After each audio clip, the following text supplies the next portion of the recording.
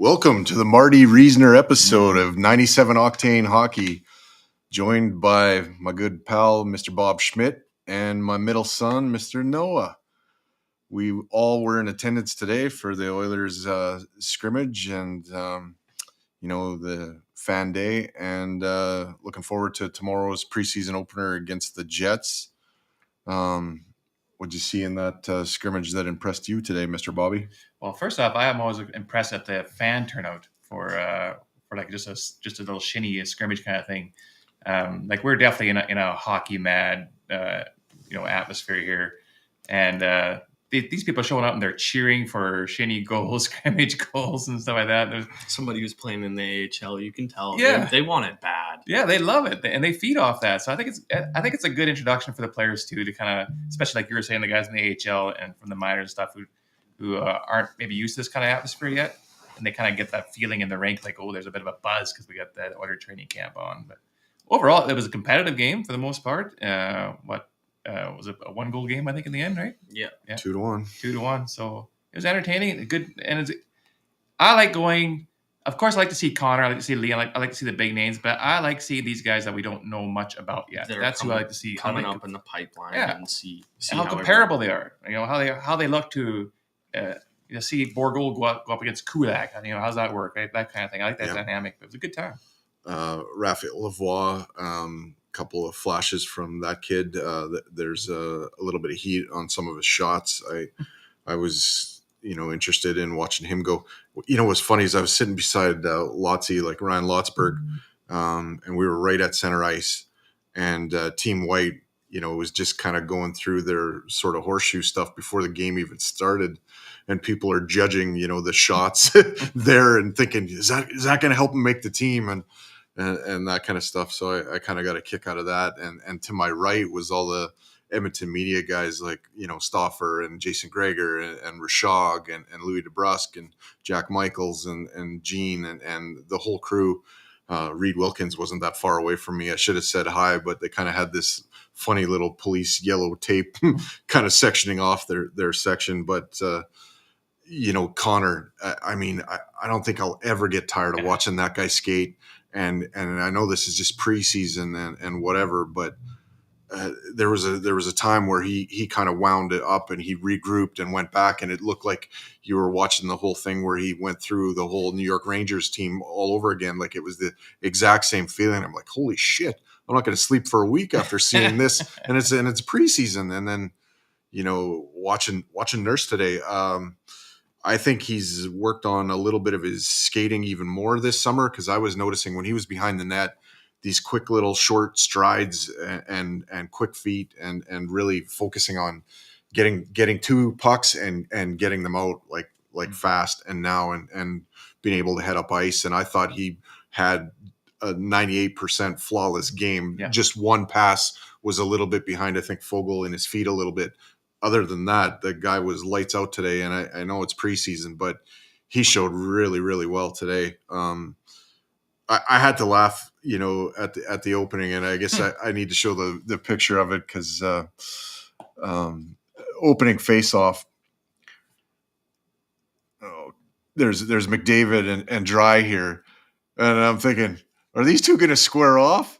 And so this face-off goes and Connor schools Leon on it, and I still don't know if Leon let him win the draw on purpose or what was going on there, but Connor really took him to school. So at the start of the second period, they faced off again, and they were jawing back and forth. I don't know what was said, but there was a little bit of chirping going back and forth. So I think they were having a good time. Yeah, I thought that was pretty funny.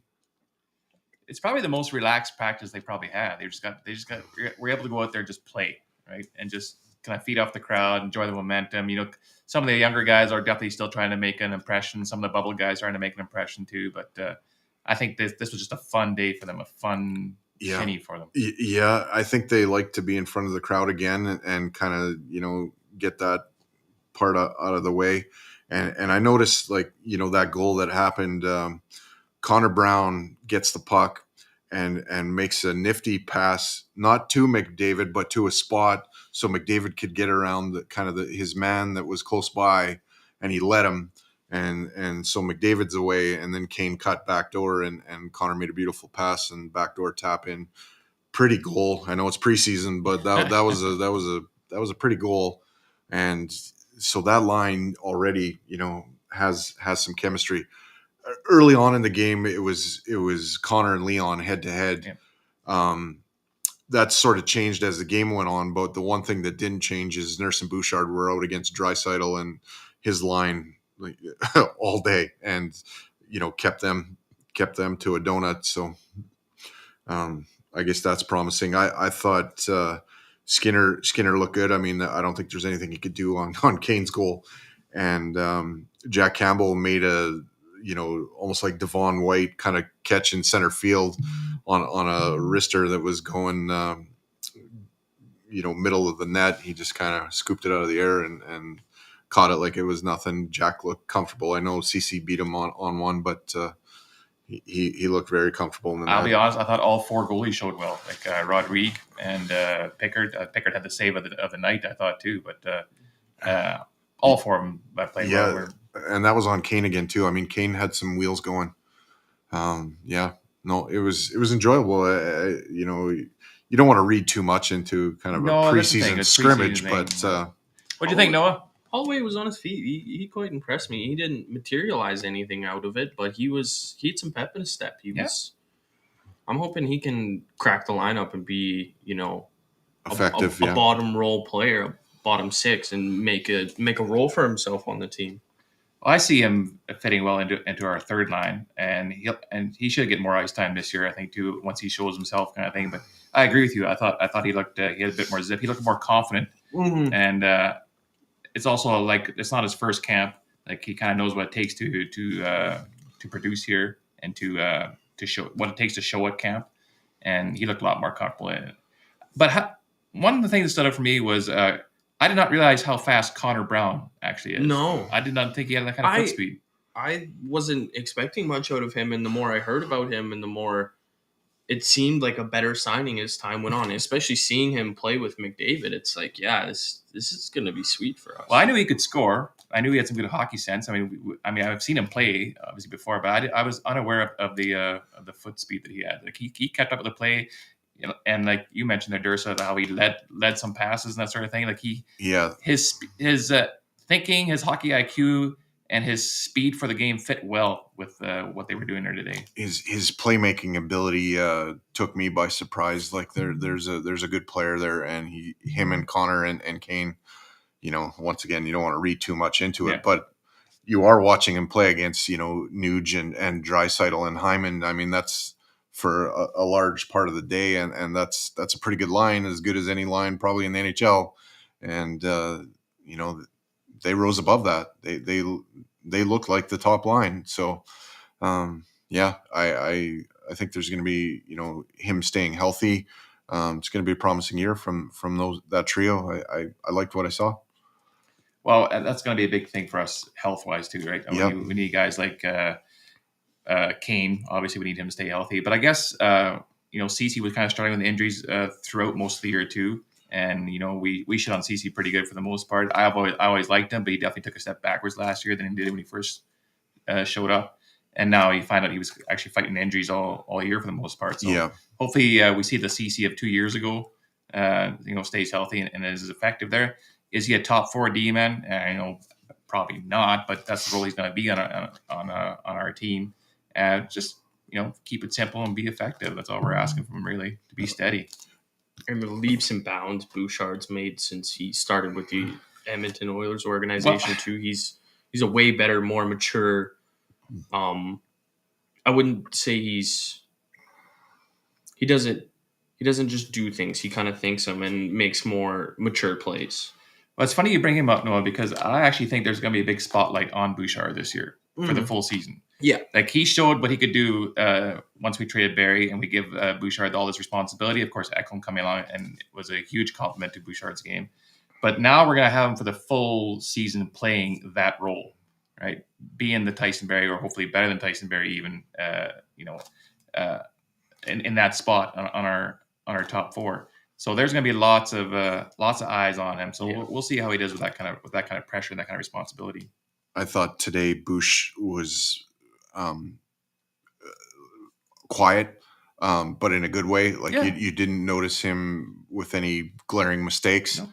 You didn't notice the offensive flash, but I think that's to be expected. Nobody was walking in or sitting at the blue line teeing up clappers. That just didn't happen, and you're not going to see that in a inter squad scrimmage. You might see a little bit of that more tomorrow, but that definitely wasn't going to happen today. And him and Nurse as a pairing. I mean, going up against Dry, Nuge, and Hyman is not an easy task, and they were lights out.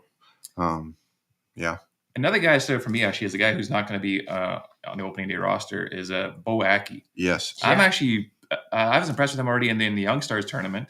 I mean, there's still certain parts of the game where he's a bit rough around the edges, obviously, but just being a kid and basically his first year pro here. But he's got decent size. He knows how to use it, but his intellect of when to jump up in the play is what caught my attention. He was up in the play quite a bit, but not in a reckless, random way. Yeah. Like he was reading the play, jumping up when it needed to, and then backtracking if the play fizzled out. I was actually really impressed with I don't want to hurt anybody's feelings, but I think Bo Akay actually showed himself better than Philip Broberg did today. Broberg seemed to be fighting it a little bit, and I thought early in that scrimmage, Broberg was fine, but as it went on, it started to get away from him a little bit. Who did he kill there along the boards there? There was a pretty good collision. It was a bit of an accident, but he schmucked somebody in the boards pretty good. Yeah. I can't remember who it was, but there was a couple of moments like that. I mean, Hamblin and Bourgault had a pretty good collision, and they were on the same line. A lot of oohs and ahs there. Was it Hamblin and Lavoie or something? Kind of a little bit of nastiness between the two of them too. Oh yeah, they did a little jostling there. Nothing too hardcore, but yeah. But there's a little bit of competing going on. I didn't see much from Brandon Sutter. I noticed him earlier, and I wonder if I don't want to read into anything, but I wonder if maybe he's getting a bit fatigued in this kind of right now, because he definitely tailed off as the scrimmage went on. But I definitely noticed him early on. Yeah. He was making some good breakout passes from along the boards. He was competing for the puck pretty good early on, and I saw him dish a couple up the middle, even though he's a center man, but he was fighting along for the boards. He looked pretty good early on, and then just kind of faded away. Fizzled out. Yeah, that was Broberg's game, I thought, today too. Kajula didn't show that much. I don't think he's going to be really in the mix. No, I think I maybe noticed him twice. And but we'll see. He might be one of those Bakersfield guys who might be able to help the boys down there. But again, and it's tough not to, we're all excited. We're all caught up in the fact that we got to go see our boys skate, right? So it's tough not to read into things, but we got to keep reminding myself it's one scrimmage that we've seen, and we're not going to make the roster from the scrimmage that we saw to read into too much. But it was an exciting time. I mean, it's just good to have the boys together. It's good to see them wear the uniform. It's good to see them passing the puck to each other, and just everything kind of the rhythm, them all syncing up kind of thing. It's tough not to get excited. Yeah, no, it's always fun to be in the building and going through it. And you get a little bit of nervous energy knowing that, well, where I was sitting, I was like 30 feet from the whole Edmonton media crew. Great spot. I mean, center ice right above both benches and not that far enough up that you could see everything, but close enough that good pictures and good videos of everybody. And before it all went down, we were on the community rink side and watched them go through a little bit of drills. And then after the scrimmage, there were a bunch of the guys that are probably AHL bound or the last guys to maybe potentially get a spot were back on the community rink too. So watch them do some drills, some compete drills and basically keep away with 40 people all inside two blue lines skating in circles against each other. And that was pretty cool. Yeah, it's the time of the season, so it's basically like Christmas for us hockey fans. Yeah, the season about to start. And now we get to see the boys compete against other colored jerseys now, like for some exhibition games. So there'll be a lot of these bubble guys be able to make an impression. I'm again like Boak. He's not going to be an opening day roster, obviously, but I'm really interested to see how he matches up against other NHL players. Like, he looked good during the Young Stars, but they're all kids. They're all his age group. They're all his. Yeah. He looks like he's not that far away. Like you mentioned, the size is there. I like his reads, and he's willing to jump up and try to get some offense generated and yet still not be a defensive liability. I think there's a player there. I just think a little bit more seasoning and maybe a year and a half, 2 years away. And then we've got a pretty good player there. Like, I liked what I saw. He looks like he could be a seventh defenseman right now. It's kind of well. That's what I'm thinking. Like, say someone like Broberg goes down and you need to call somebody up. Mm-hmm. You call him up, give him a shot for a game or two. We really need Broberg to find his game. He's got all the talent in the world. I don't know what it is about that. We haven't seen the progression that we all want him to be at, sort of thing, right? I was expecting a bit more from him today too. He had his moments. He definitely wasn't trying anything. He was trying to keep it simple, but he seemed to get caught flat-footed a couple times. But we need him to find the Philip Broberg that we're hoping him to be. That we drafted. Well, we're hoping to. He's got decent size. There's a frame there that can handle the NHL rigors. I think the skating is there. The hands are there. The puck moving. There was a couple times where he could have dropped down and looked for his own offense. He didn't. So I don't know if I get hypercritical about a guy that is responsible. I don't think that's the worst thing you could be, but I would just like to see a little bit more of an offensive flair from him. And there was one time where he was dilly-dallying with the puck and coughed it up, and it could have ended up in the back of the net if it was, another NHL player there. I think he was out against somebody that's going to be down on the farm. If it was an NHLer, it was probably back in the back of the net. So just a little too calm, I guess you could say. Like he couldn't make his mind up on what he wanted to do and ended up coughing the puck up. Luckily, it didn't result in anything. But you're trying to build your confidence for when the real season starts. I don't think that's the right way to go about it. So, what about Bourgault? What do you think of him today? Yeah, I think he's a little ways away. There's a shot there. There's some skating there. There's a cut to the net that impresses me, but he doesn't stand out head and shoulders above people. And for a guy like that, I think he's hopefully a top 6 player in the league. I think this is a tough place to play if you're going to be a top 6 guy. I think you're a little ways away from that. Well, and in fairness, Holloway is supposed to be a top 6 guy, and there's no room under top 6 for him, right? So it's if you're looking for that offensive, dynamic top 6 player, this is actually the wrong team to be coming to try. This is not the Edmonton of 2013 anymore, right? Yeah. We're in that championship window where if you're not producing 30 goals and 80 points, basically, you're not cutting the top 6. Yeah. Well, yeah. 30 goals and 80 points in an ideal scenario. But but I hear what you're saying. I hear you know what I mean? We're not scraping for first overall picks anymore. We're trying to be the first team in the NHL. Yeah. I don't know if Evander Kane keeps cutting to the net the way he did. I don't think the 30 goal plateau for him is going to be too hard to reach. No. Connor Brown, I mean, that guy, he might be there too. McDavid's going to be there. Leon's going to be there. Hyman's probably going to be in that 30 goal wheelhouse, and Nuge, who knows? So Hyman, again, he is who he is. Like, he works his ass off every time. Even today in the scrimmage, he was one of the hardest working guys out there, and he's basically on the team already. And he's still showing the guys what a work ethic is. Yeah. One thing I did notice from him today, and again, try not to read into too much one scrimmage, but his hands kind of failed him a bit today. He had a couple opportunities there to fire a puck or to even dish it off, and they seem to be bobbling it a bit. But he is who he is. Like, he's going to score. He'll be pushing the 30 goal mark again this year. Yeah, I think so.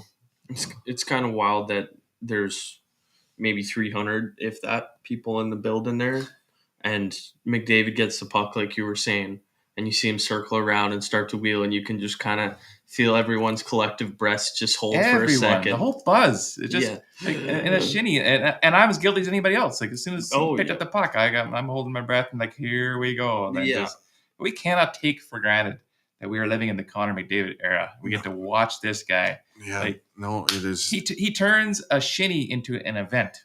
Yeah. He's on a different level than everybody else. You watch that goal from last night. The guy from the Coyotes there. Cooley, and I don't know what Adrian Kempe was doing. That was some world class flybys, but. So that happens in that preseason game, but we're watching Connor, and I mean, when he did that little curl route and wound up ice, I'm just like goosebumps right now, even just thinking about it. I mean, and this is just a preseason inter squad scrimmage game, but it did have that same feel, like when he did the regroup against the Rangers. This was a little further back. This was about the red line when he did it, but. Man, he actually had more momentum today. Like he basically did the one against the Rangers from a standstill almost, and then went. We defended it better today in an inter squad game too. and I think Connor was actually looking to just kind of get open and feed Kane and Brown to kind of get them going. Didn't look like he was all that interested in his own offense today, but.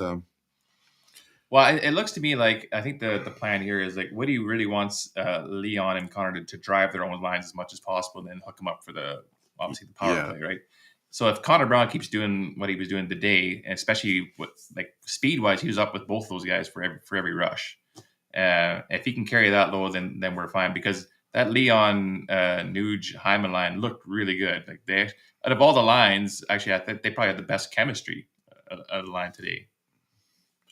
And I want to dispel the idea of this 1-3-1 being a regular staple to the Oilers' defensive structure, because I didn't see that happening today out there.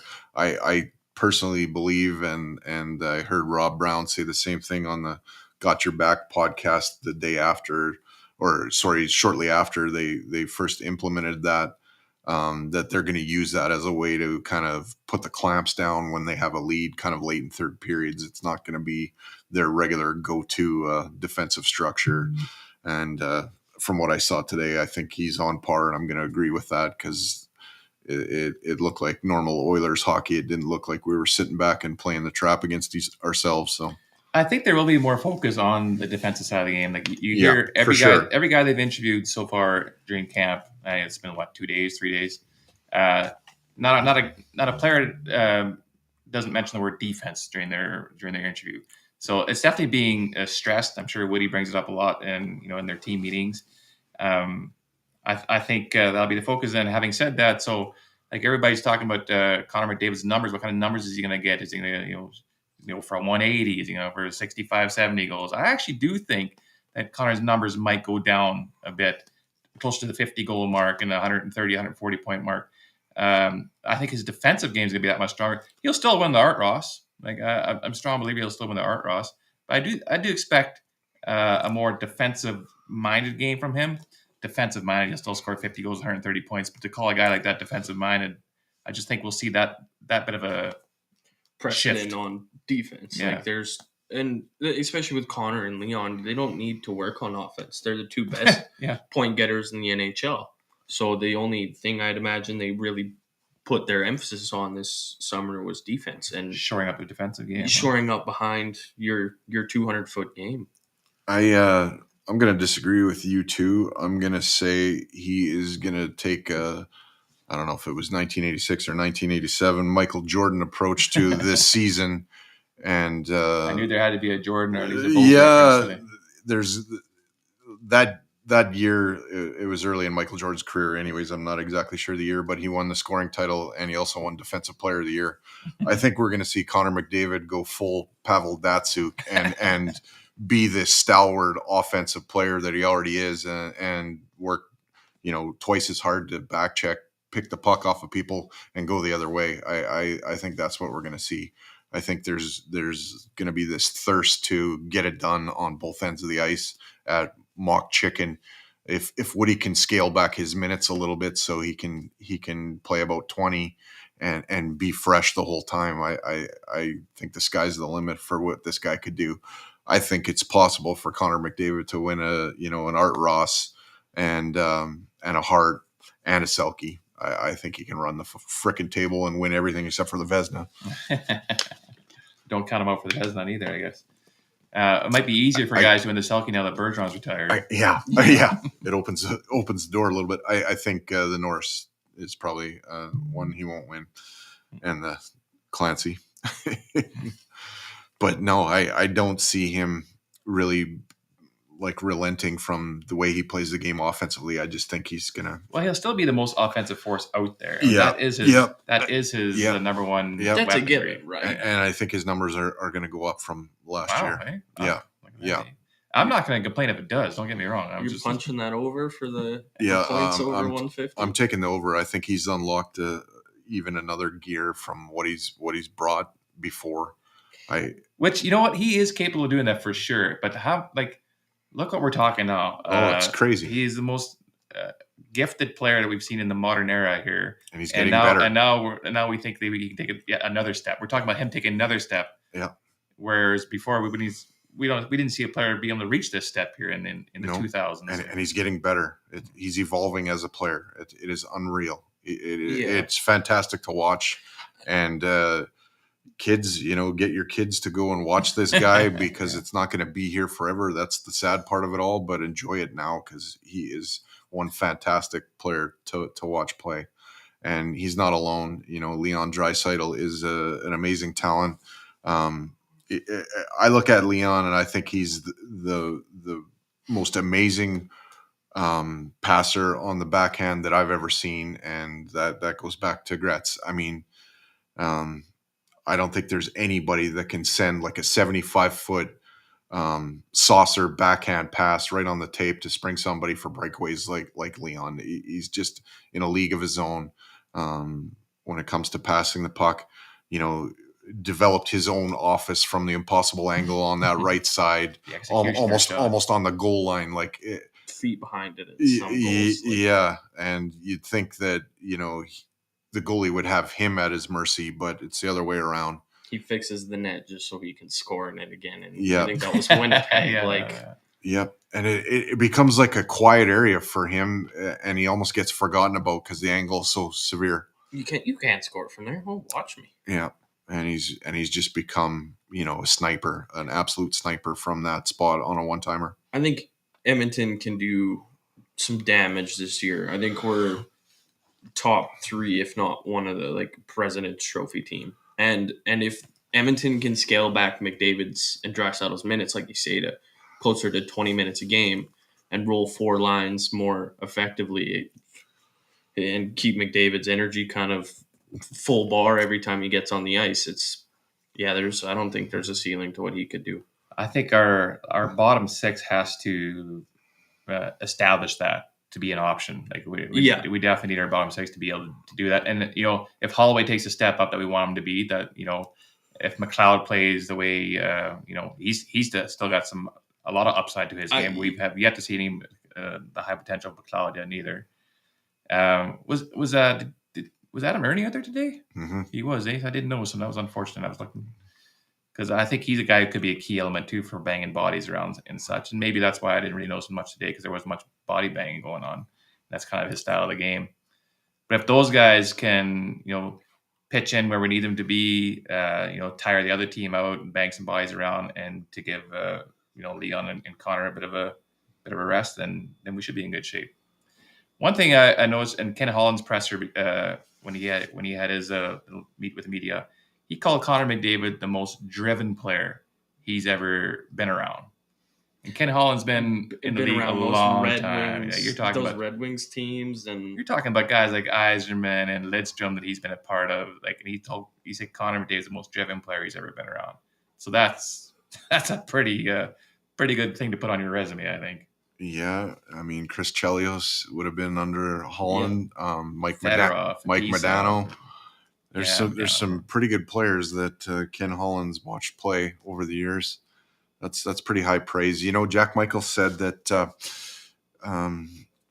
coin a basketball term, load management, but that he isn't talking about benching players on this team, but scaling back their minutes so that come the end of March, the beginning of April, when playoffs start, that you've got people that are more fresh and not kind of worn out by the regular season. So I was thinking today, I'm sitting there and they're implementing a little bit of a 1-3-1 defensive structure in practice, and I kind of think the idea now is for this team to finally start games on time, go out there and be like Sharks to Seals, and take games right off the bat, go for the jugular, and then midway through the third period, lock it down and walk games home.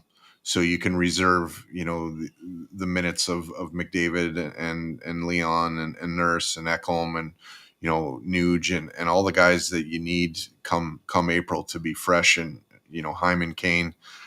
Let's face it, I think injuries kind of caught up to us a little bit in the playoffs last year and took a little bit of a toll. I think what, for us to be kind of equivalent to last year or even better, I think our deeper in our lineup, we need to find somebody that's going to step in and fill what Bukestad did and what Costin did. Yeah. Those are the two things that, we have to at least equal their output for us to kind of be the same, if not better. I think a full season of Ekholm is going to make a huge difference on the D-core, but full season of Kane is going to make a difference. Yeah. On the offensive side. And I think, that tap-in goal today, you don't want to read tons into it, but the hands seem to be there. Even when they were doing kind of their drills before they even got into the game, Kane was kind of top of the circles or maybe even a little bit beyond that and let a wrister go, and it had a lot of snap on it. I was like, okay, yeah, he can shoot the puck again. I was huge when we got Kane because he's got some sandpaper. He's a hell of a shooter. He's a dynamic hockey player, and he was kind of exactly what we needed at that moment because we didn't have a winger that could play with McDavid on that top line or even Draisaitl other than Nuge, right? So he's another weapon for sure. Mm-hmm. Another weapon that bounces us out of the top six, like you were saying, like the options were limited who McDavid couldn't play with. It'd be like Nuge or Draisaitl. Yeah, Hyman tried and had his moments, but Kane's the guy who they just seem to be able to feed off each other well. And if Connor Brown can find what he was doing, be consistent to what he was doing today, then that's a great line. I'll be honest. For me, Connor Brown is a question mark for me. I've mentioned it before. It's a pretty serious injury to come back from, and although leading up to that injury, the last 2 years he's dealt some injury problems. Obviously, last year was a huge major one, but before then he had 4 years where he didn't miss a game. So he does have the durability element to his game. But what did these two, especially last year, like what's his endurance level for that leg? Especially playing with somebody like McDavid. Yeah, because he's gonna get, if he stays on that top six, he's going to get 16, 17 minutes a game in high pressure situations, and he's got to keep that speed up. I'm cautiously optimistic. I was very pleased to see what Connor McDavid did. I hear everybody talking about he's going to be pushing 20, 30 goals this year, and if that happens, fantastic. But I'm not going to lie. There's a nag in the back of my head going, it's a big what if. Well, didn't we get him for a pretty League good minimum. premium. Yeah, so that like to me, there's a lot of upside versus you only paid league minimum. So 100%. if it doesn't pan out, then you can't really complain 100%. too We didn't much. take a big risk No. by signing him. No, it's not a huge investment. So we get what we get with him, and the upside potential is huge, obviously. So I guess that's something we'll see about. There's a heavy laden bonus structure, I think, attached to that whole contract. No, without a doubt, there would be. Yeah. Thanks to the Oilers After Dark guys for tuning in. Much appreciated once again for what you guys were doing there with the preseason young stars, kind of doing the rebroadcast of the broadcast and having yourself on the side there like Peyton Manning and Eli do the NFL games and Sportsnet. Give me a call. I'm all over doing that for regular season games. That would be cool, but you need the rights to be able to do that. And my little pocketbook couldn't handle the lawsuit that would come my way if I tried to go around the corner to do that. But so tomorrow, Jets in town. Jets probably dressing an AHL club, and we're probably dressing a somewhat NHL/AHL club, like a mix. Going to be at the game with Noah there. Thanks, John, on Twitter for the seats at a discount. Much appreciated. Hanging out with Lotsu, watching these guys, and he's composing a thread while we're there watching, and everything that he said. If you want to look on his Twitter, I kind of agree with. And the only thing I added to what he said is I thought Nurse was a standout, head and shoulders above any other defenseman there, and Bush was good too. Them as a pairing, there was no glaring mistakes by either one. The only defenseman to me that I thought struggled at times was Broberg, but I was quite impressed by Darren A too. He did a decent skate out there. Darren A, actually, he had the one shift that he looked really lost and flat-footed, and then after that, he seemed to gather his senses and was fine. Another guy who I thought was very dependable-wise, never didn't stand out much, but just kept it simple, was Kulak. That's kind of what you want with those defensemen is if you don't notice them, it's a good thing because they didn't make any big mistakes. Kulak broke up a bunch of plays. I thought broke up play and did a good job actually keeping the puck in the opposing team's blue line at the blue line there. Knocked it down a few times to keep the play going. I thought Vinny actually looked a little faster today. Right. His foot speed looked a little better than the last time I saw him play. Yeah, I wouldn't mind them dressing Jack Campbell for half the game tomorrow just to get him some reps and get him. Oh, he'll get a share ice time this preseason. How many preseason games do they have this year? A lot. 8 or something like that, I think. 8, yeah. That is quite a lot. Yeah, so we're getting closer to when it starts to matter. I think we're still a couple weeks out, but yeah. I've always been a fan of Rodrigue, Olivier Rodrigue. I think maybe his development has stalled a bit to where we were hoping he'd be. I mean, he's a solid AHL goaltender. I'd like to see him get a couple of licks up in AHL eventually down the line. But I kind of like our depth there. Pickard's a good veteran too that they have there for Bakersfield. It seems like those two, Rodrigue and Pickard, have a good relationship going. Very similar to what Skinner and Campbell have going on in up in the Big Show. We've mentioned this quite a few times before, but we all kind of expect Jack Campbell to have a bounce back here. I do think those guys will have a 1A, 1B situation going. Very, very, likely to have a 50-50 thing for starts. Ride a guy when he's hot for a bit, and the other guy will take over for a bit, that kind of thing. And if that's the case, then goaltending is going to be one of the last things we're going to have to worry about this year. Which is amazing. Which... Compared to years prior, it's good to not have to worry about those guys in the back end.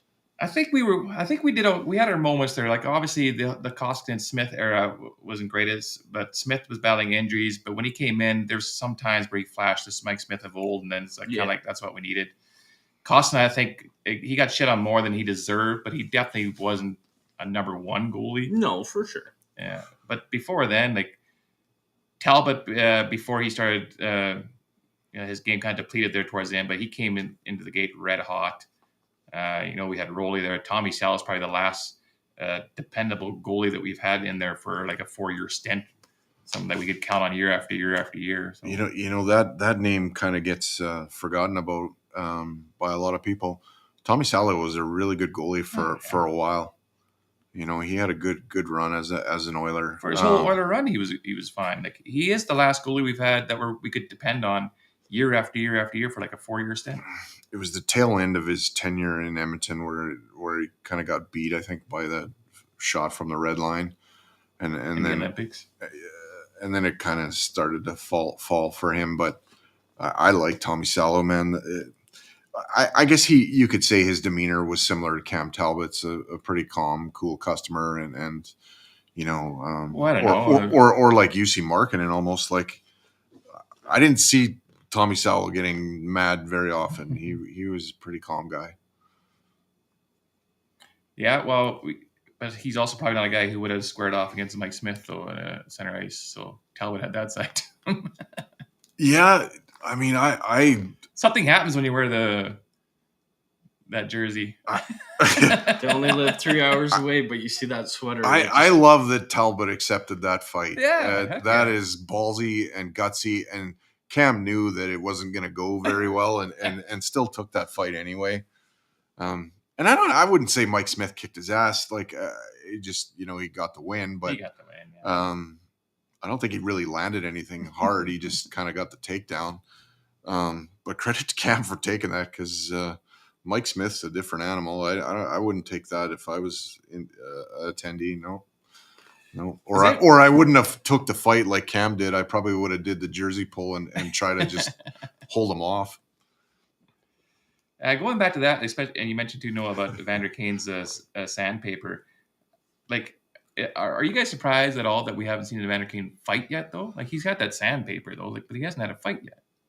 I think he just is more of almost a Kachuk in the sense where he just gets under people's skin and irrigates them. And I don't see why he wouldn't tussle like Nuge tussled.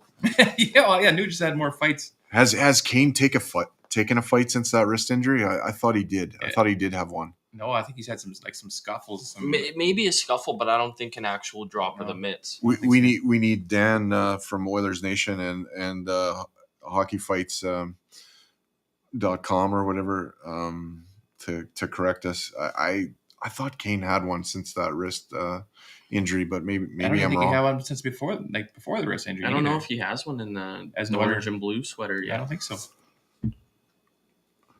Yeah, I don't know. But that's not saying it is nice to have him in the lineup because he can do that, and so can Nurse. But it wouldn't hurt my feelings if we had somebody else that was pretty effective at that wasn't a marquee player, like a Ryan Reeves or. I don't know about that, but somebody that can do that, like Costin. I mean, Costin could chuck him if he needed, and he could also put the puck in the net and be a physical presence. I think that's the new kind of tough guy that you look for. I don't know if it's Ryan. And that might be what Adam Ernie's going to bring to the table. So, Ken Holland made it pretty obvious. We basically said so in his presser that he brought Adam Ernie in to fill the void that we lost with Klim Kostin leaving, right? So then you mentioned Bukestad before. I thought Bukestad was extremely effective this time in the Oilers. One of those unsung hero guys who did everything. Yeah, let's call him in March and get him back. Yeah, I know, right? So I don't think we've actually totally addressed that void. We have other guys that are going to step up and probably play a different role in Bukestad's spot, but they're not going to have what Bukestad. Especially like in the playoffs, I remember I wouldn't be able to watch, so I'd just be listening to the games, and I remember always hearing Bukestad's in for the defensive draw, and I was a peace of mind because I knew you could count on him, like you said, an unsung hero, like. Well, he won a lot of puck battles. He had that long reach. He broke up a lot of plays in the neutral zone too. All that kind of small stuff that the coaches, feed off of and the team feeds off of. But, capable of winning a big draw. Yeah, pretty dependable. Absolutely. But you brought up another point there too. So now we get to see about what we have here for the next, few months, and then you can start. Maybe you go after a guy like you said again there at the trade deadline. So then you'll be able to start filling in the pieces that we feel we need to take that next step. Once you know what you have. Right? Yeah. Absolutely. And if I'm Ken Holland, I wouldn't be afraid to trade away futures for the now, because the window is now. Well, he's made that clear too. He said that too. Like he's not afraid of trading away some of that stuff, because we are in that window now where we need to win. To me, this is the season. Let's go. All our core guys are in their prime. Like it's push hard now. Yeah, if you had to trade away a Holloway or a Proberg, prospects or even picks for someone that's good now that can give you quality minutes, do it. Like that's why the Ekholm trade was such a good trade for us, because we didn't need a Barry anymore. We have Bouchard. We have the best offense in the league. I like Barry a lot. I liked Barry too, but we didn't need a Barry anymore. We needed a strong stay-at-home defenseman 100%. who can break out the puck and move the puck out. And we got better when Ekholm showed up and Barry was gone. And Barry brought a lot. Like it's tough. Like on paper, you look at trading Barry, who was basically our head point guy on the number one power play in the history of the sport. He was our quarterback on that power play. Yeah. It's amazing when you put it in that context that you can trade away this this very important piece of the most most dynamic, most effective, lethal power play in the history of the NHL, and you can replace him with a younger guy and actually make that power play better. We all thought there might be a bit of a dip. There was no dip. It got better. It's crazy. And to think it could even be more effective this season. Yeah. We were the best team down the stretch after getting Ekholm. Yeah. Yeah. And but I stay away from calling Bouchard the quarterback of the power play, or even when Barry was at the quarterback of the power play, just because they're in that position. There's no doubt about it that Connor McDavid is the quarterback of that power. No matter where you put him, the power play goes through Connor McDavid. Yeah, and I don't think you can discount Ryan Nugent-Hopkins as a part of that too. He touches the puck every time. Like everyone on that unit's vital to that unit's success. And the movement between Leon and Connor and that. I mean, you've heard it talked about. Teams have tried everything to defend this power play, and nobody can solve the riddle, because I don't think it's solvable. It's a force to be reckoned with, and I hope it continues. And the thing that I have trouble with is how come our penalty kill sucks when they have to defend against that power play? You think they'd start to figure out some tricks to being better penalty killers, but that is the one of the big red flags of the team right now is our penalty kill. Like something needs to be done there, and maybe that's where some of these a guy like Ernie maybe who started playing the penalty kill the last couple of years in Detroit, what have you. So, and was fairly effective, but like you don't want your top 6 guys up there the whole time. It's nice to have that element though. It's nice to have Connor or Leon do some penalty kill time, because you have that threat of reversing it and running down the ice and scoring a shorty. But again, if we're talking about quote unquote load management, we can't have these guys crunching up massive PK numbers as well. Well, I'd liked a few times last year where Bukestad was on the penalty kill with someone like Leon. Bukestad was very effective back there, yeah. And Ryan McLeod found his own as a PK guy too. So just spreading those minutes throughout the lineup to give everyone more energy when it's their time to go. Mm-hmm. Well, I think we've beat that scrimmage and and read into a lot of things. But it's fun to kind of do these when I'm kind of in the city with you in person, Bob, and try to get Chad, but I'm not sure what he was doing today. So we had Noah filled in quite admirably. We had Mr. Noah here, sit in. Thanks everybody for watching. We'll try to get this out on all the audio networks tomorrow, and be back Thursday night, and then I think after that we're going to switch to Monday Night Raw. But thanks for watching. Log on to heavyhockey.com and check out articles. Lotsy's probably going to have 3 more before the weekend's done. The guy's a machine. I'm probably going to do a write-up next week, kind of about the preseason here and what I've been seeing. And the boys, Oilers Live. Michael and Dash will be back on Edmonton Sports Talk Tuesday night, 9:00, and the Fantasy Hockey Hacks Wednesday night at 9 on EST. Thanks, everybody. We will talk to you later. Keep your sticks on the ice. Keep reaching for the stars. And go, Oilers, go. Good night from us here in my dad's living room.